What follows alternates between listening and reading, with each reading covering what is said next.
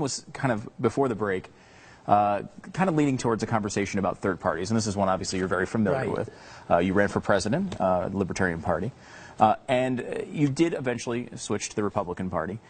Is it a sense, because I think Glenn's, he's flirting with this idea. He's given up on the Republicans completely. I mean, your son is one of the very few that he actually respects in Washington, and it feels like we can't ever get anywhere. So he's flirting with this idea with third parties. You've had quite an experience. If you're talking to a Glenn Beck about that idea, what do you tell him? Well, I understand the frustration because there's a lot of that, and I get the question a whole lot. What about time for a third party? And I say it's time for a second party because we just have one party there. They're the same on all the big issues. They agree.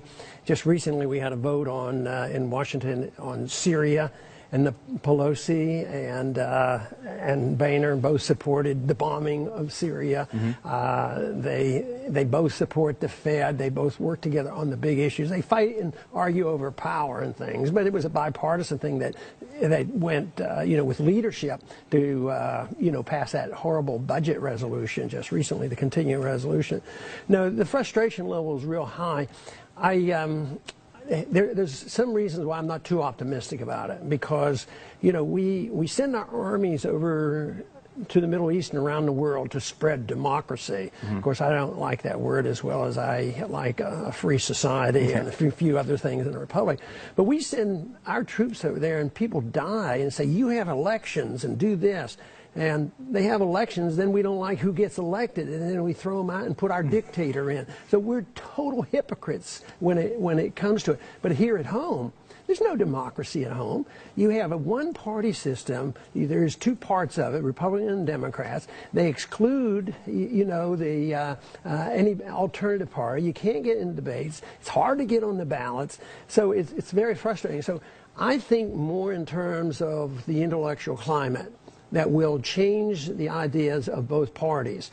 Now, when it came to the bombing in Syria, Obama had to quit. Why? Because the people rebelled. Republicans and Democrats and independents said, no, we don't need another war.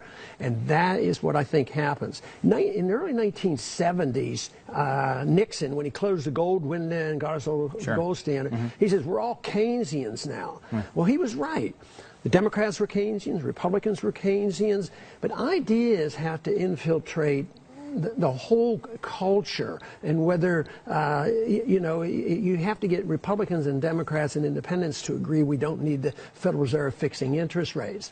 So, yes, the reforms may come in another party someday, but not soon. There's too much bias. I think the crisis is going to come much sooner, and it's going to hit. The race is, can we convert enough people to believing, and understanding free market economics and why liberty is the issue and why balanced budgets are important. That is the race, because the collapse is coming. Then the question is what are we going to rebuild it with? Are we going to allow the authoritarians who destroyed our system to rebuild it and put it into another one and have another dictatorship of sorts? Or are we going to reform, refine, and do even a better job than the founders did and work in the direction of personal liberty? And that, of course, is the side that I'm on, and I tend to be optimistic that a lot of people are joining us in this effort. Yeah, I don't often quote Howard Dean, but he once said, and fairly recently, something to the effect of, it's no longer a battle between capitalism and socialists, it's how socialist are we? And people beat up on him about that, but in effect it's true. The food stamp program was going to be renewed. The Democrats came out and they wanted a 65% increase in the food stamp program. And then the Republicans, the other opposition party, wanted crazy, crazy cuts. They only wanted to increase the program by 57%. And it's like, if those are your two options, there's not an option of anyone actually cutting it or changing the program to make it more efficient, or ideally, eventually getting to the point where we eliminate it. These entitlements are things that we eventually want to get to the point where no one needs them at all. That's the idea, right? And if it's going to be provided, it's going to be provided by the private sector.